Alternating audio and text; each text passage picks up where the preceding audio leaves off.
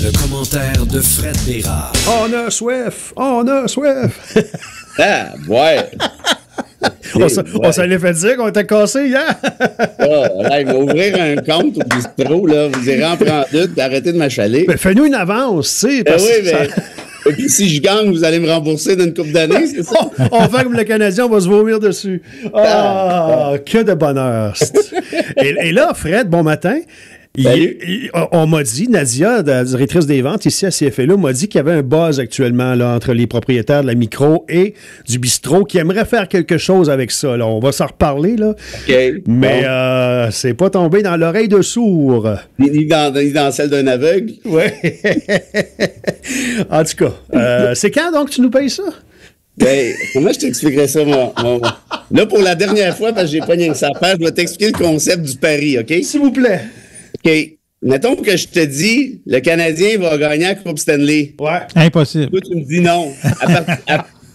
À partir de quand on va savoir le vainqueur? À la fin des séries. Tu peux le savoir tout de suite. Moi, je peux te le dire tout de suite. Oui, bon. Okay, ça, c'est sûr que mon exemple n'est peut-être pas parfait. Non, il n'est pas trop bon.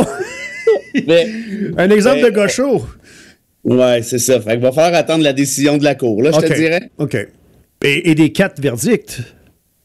Logiquement, oui. Là. À moins qu'il y ait en prison au premier. Oui, mais c'est sûr que gouverner à partir de la prison, ça risque d'être un peu complexe. Ça risque d'être plus complexe. Ça serait quand même assez rigolo, ceci dit, mais... Ah, t'as pas tort là-dessus. On a des images.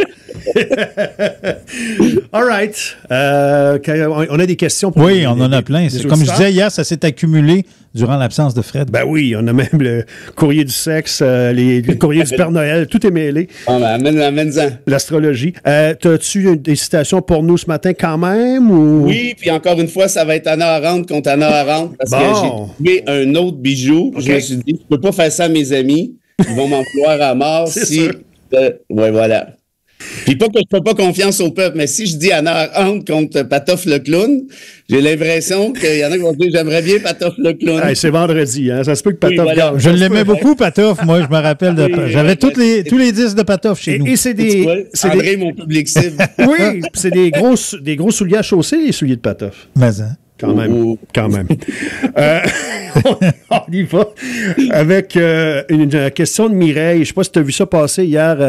Mme Guilbeault, Mme Guilbeault, la ministre, qui est sortie elle avait fait des calculs. Elle est sortie avec des chiffres disant qu'au niveau du transport en commun, parce qu'on va essayer de couper quelque part, les salariés, parce que j'ai vu ça passer ce matin, j'ai pas vu le nombre d'heures, par exemple. Ça, je trouve ça malhonnête quand on sort des chiffres sans mettre le nombre d'heures par semaine et tout ça. Mais un chauffeur d'autobus à Québec ou à Montréal gagne 86 000 en moyenne. Et là, les gens font le saut un peu ce matin. Donc, est-ce qu'ils sont trop payés? C'est la question de Mireille. Et est-ce que les syndicats ont raison d'être déjà, évidemment, sur le cas? Aïe, aïe, aïe. Ça, avec grand respect, Mireille, puis je vous salue. Mais ces questions-là me rendent mal à l'aise parce que juger du salaire d'autrui, là, je trouve ça bien... Je trouve ça bien délicat, en fait. Je sais que pour plusieurs, 86 000, c'est de l'argent. Puis ils disent qu'on conduit juste des autobus. Ouais. Mais je connais pas assez les conditions de travail et tout. Puis c'est sûr que les syndicats, à certains niveaux, notamment par rapport au corps public, ont un certain pouvoir qui est peut-être parfois trop important. Mm-hmm. Question d'opinion. Pour ne pas dire presque trop souvent.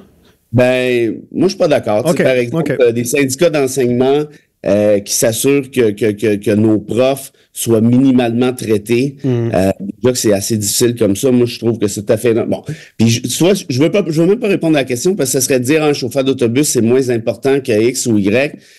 Je sais pas. Puis c'est relatif parce que moi je chaufferais pas les autobus à Montréal, mais... même tu peux être sûr que j'en conduirais nulle part d'ailleurs.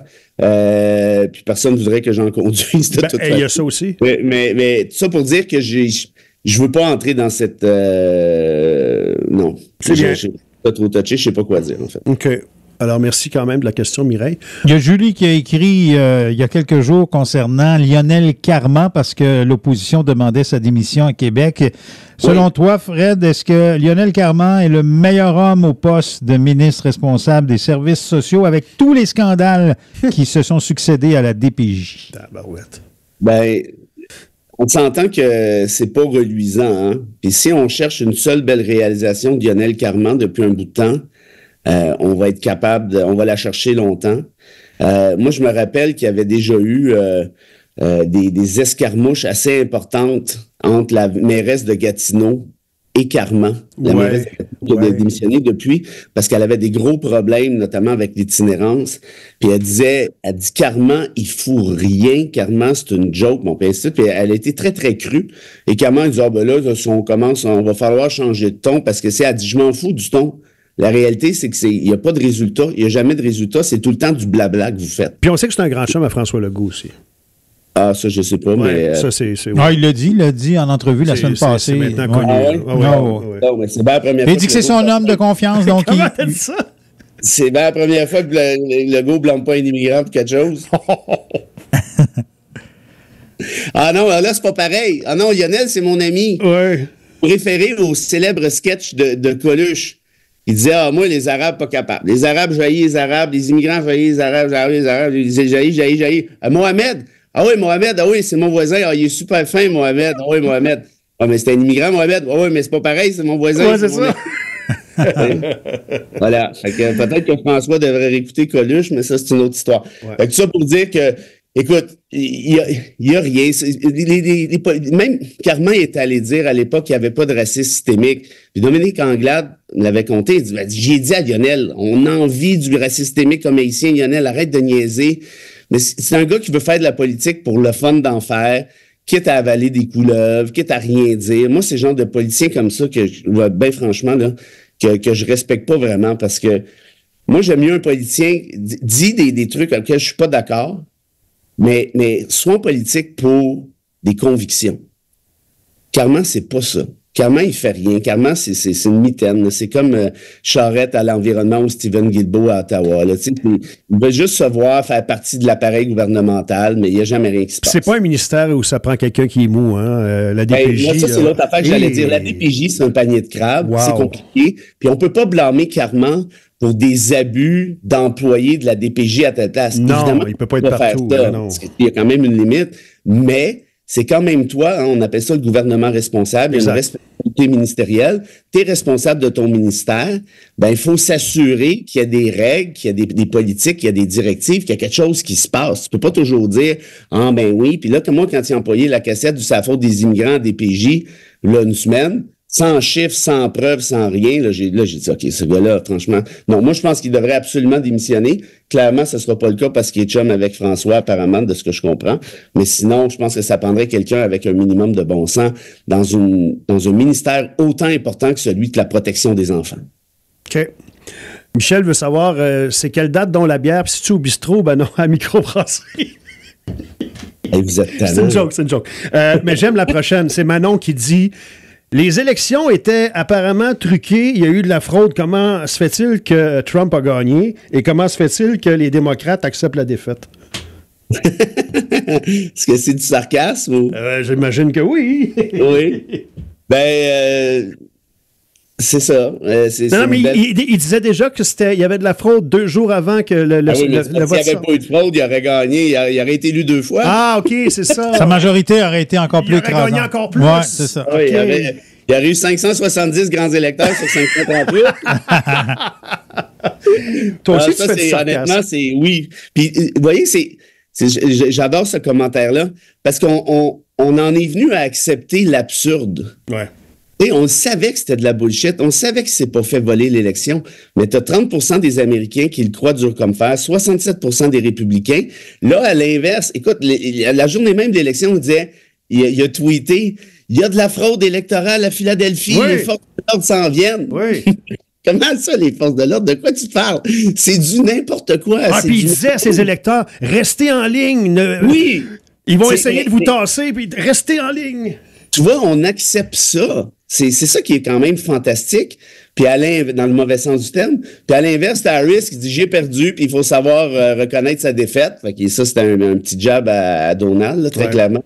Alors je m'en vais, merci puis bonsoir. Mais comme le commentaire en témoigne, ça joue juste d'un bord, ça, cette folie-là. C'est ça qui... Et puis, je suis pas en train de dire qu'il faut que ça joue des deux bords, au contraire. Mais je suis en train de dire qu'il faut même pas que ça existe. Je veux dire, c'est de la bullshit d'un petit gars de 5 ans dans le cours d'école, puis tout le monde embarque. Je veux dire, c'est incroyable.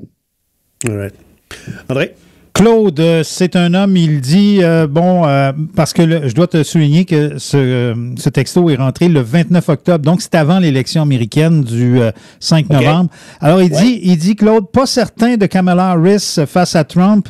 Les démocrates ont bien mal préparé cette élection-là. Donc, ça, c'était le 29 octobre dernier. Toi, penses-tu que les démocrates s'étaient bien préparés pour l'élection?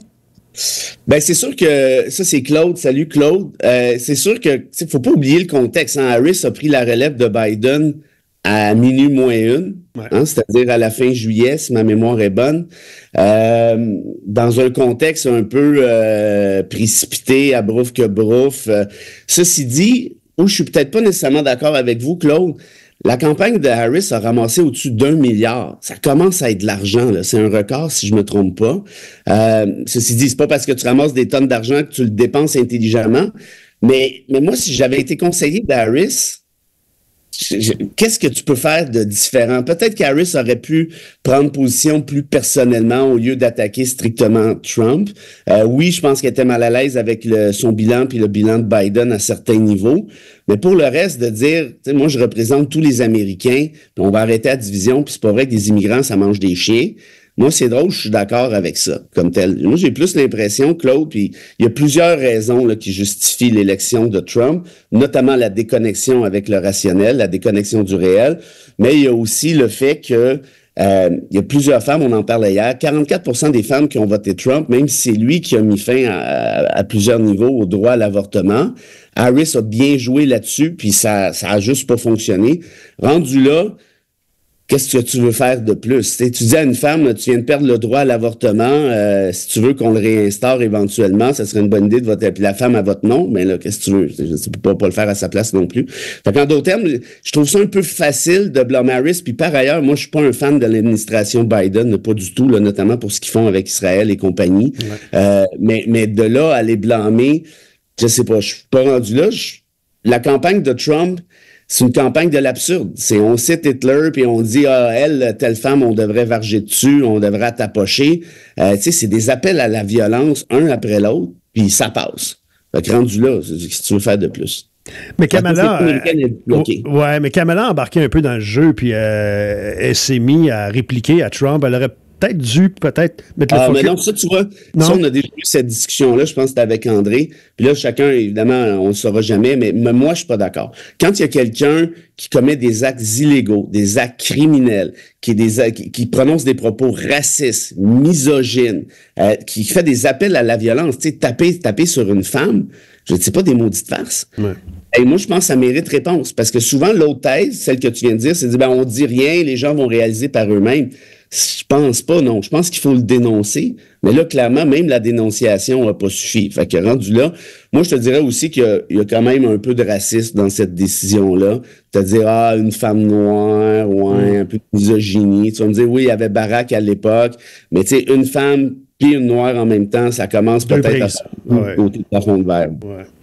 Okay. Pas partout, on s'entend bien, là. Ouais. Mais je veux dire, dans certains États, il y a encore du racisme, ça, c'est bien connu. Et toi, qu'est-ce que tu retiens de ça, de voir qu'il y a autant d'artistes qui appuyaient, par exemple, Kamala Harris, et que ça semble pas avoir eu l'effet, finalement, parce qu'on se disait, hey, c'est le fun, elle a Taylor Swift de son bord. Mais c'est pas à chaque élection pour les démocrates?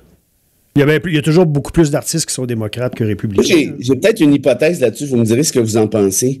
Mais j'ai comme l'impression que c'est sûr que c'est glamour, le Bruce Springsteen, puis Taylor Swift, puis Beyoncé, puis je sais pas qui. C'est sûr que t'as Hulk Hogan de l'autre bord. Là, Ted Nugent, puis Kid Rock. Mais j'ai comme l'impression, puis je sais pas si on est capable de quantifier ça, peut-être que je dis n'importe quoi, mais comme l'électorat était basé sur, écoute, moi, je vais m'occuper de toi, citoyen ordinaire américain. Je suis d'accord. de dire, regarde, moi, je suis chum avec Beyoncé, à Flash. J'ai l'impression qu'il y a une partie de l'électorat qui dit, regarde, là, moi, là, Beyoncé, c'est bien beau, mais c'est pas elle qui vient faire mon épicerie, là. Ouais. Moi, j'ai besoin de quelqu'un. Puis c'est là l'ironie, parce que Trump, c'est pas un gars du peuple. Il est né avec une cuillère d'or dans la bouche. Son père, il a donné 1 million, il avait pas 6 ans, tu sais, je veux dire. Non, personne... mais l'Amérique rurale voulait du changement au niveau de son économie. Oui, puis Trump joue là-dessus. Il est là pour le monde ordinaire, puis franchement, ça fonctionne. Il y a Daphné qui dit « Cher Père Noël ». OK, non, c'est pas pour toi.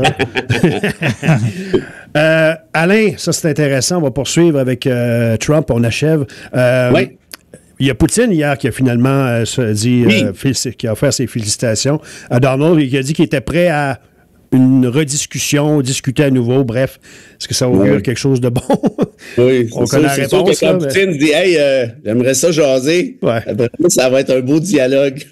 Parce que, tu sais, Donald Trump a dit qu'il allait mettre fin à la guerre dans les 24 heures, mais il n'a pas dit comment. Puis, c'est ça. Il va mettre fin à la guerre, il va lâcher l'Ukraine, puis l'Ukraine va se faire bouffer par la Russie, tu sais. Ouais. Ça mettrait fin à la guerre en Ukraine. Fait que c'est de mauvaise augure, Alain a raison. Ben, je sais pas comment tu peux vraiment être chum avec Poutine. Ouais, en partant. Et puis je sais pas si tu peux faire confiance avec à Poutine. Puis je sais pas si tu veux vraiment aller dîner avec lui, à mon sens, mais bon. André, t'en avais-tu une autre? Non, moi c'est les deux que j'avais OK, j'en ai une de Martine. On va finir avec celle-là. On a appris dans les 24 dernières heures que le fédéral avait 50 millions de côté pour les sans-abri au Québec, mais la CAQ, pour des raisons qui sont des conditions qu'elle ne veut pas respecter, ou en tout cas, il y a sa niaise. Donc, cet argent-là dort et ça sort aujourd'hui. Là, ça sort depuis 24 heures. Martine veut savoir si c'est moralement correct que cet argent-là, qui est pour les sans-abri, reste là. Est-ce que si je réponds que poser la question, c'est d'y répondre, est-ce que c'est une bonne réponse? Oui. Tu laisses l'argent sur la table, dans le congélateur, aux sans-abri pour des raisons politiques. C'est dur à justifier, ça, là. Hein? C'est dur à justifier.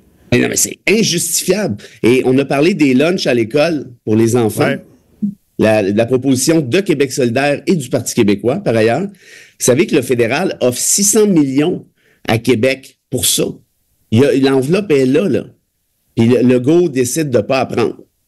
C'est quelque chose, là, quand même. Là. Mais il apprend pas, mais il s'en sert-tu pour d'autres choses? Ou? Non. L'argent d'or.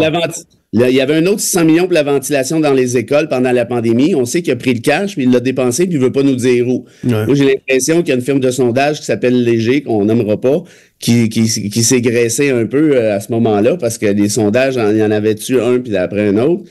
En tout cas, tout ça pour dire que moi, ce gouvernement-là, ils sont pas là pour les bonnes raisons. C'est ça le problème de la CAQ. Ils sont pas là pour le monde. Ils font semblant que oui, mais ils sont pas là pour le monde. Ils sont là pour eux autres, pour les sondages, pour rester au pouvoir. Tu sais, je finis avec ça. Ils parlent des travailleurs temporaires. Là. Ah, c'est-tu écœurant? C'est-tu écœurant? Pendant qu'ils disent c'est-tu écœurant, il y a trop de travailleurs temporaires, ils dépensent des dizaines de millions à l'étranger pour aller les recruter. Quand je vous dis que c'est de la bullshit, je veux dire, c'est comme assez évident. OK. Non, demande-toi pas pourquoi on a soif. Ben oui, je comprends. Donc, là, moi, j'ai deux petites affaires vite à dire. Ça sera pas long. Oui. Bon, premièrement, il y a un show des Vilains Pingouins demain. Voilà. À l'Espace Théâtre. C'est-tu vrai que tu montes sur scène? Ben, tu verras. OK. D'ailleurs, je vais juste te dire, faut que j'apprenne mes paroles d'une toune. Ah. Puis j'étais au gym. Puis j'avais mes écouteurs, puis là, je voyais que tout le monde s'en allait. Tu sais, je voyais, qu'est-ce qui se passe? Puis à un moment donné, une des préposées au gym, elle vient me voir, elle dit, monsieur, c'est possible, s'il vous plaît, d'arrêter de crier? Ah, t'es pas sérieux. Ça, c'est un. Tu te passais dans la douche? Ah oui. Puis deux, je suis à la recherche d'une coiffeur à Mont-Laurier ou dans la région demain, parce que j'arrive ce soir. Et j'ai pas eu le temps d'y aller encore. Fait que c'est un peu défraîchi. Fait que si jamais il y avait quelqu'un qui était disponible demain, peu importe l'heure, ça serait gentil de m'envoyer un petit truc sur Messenger.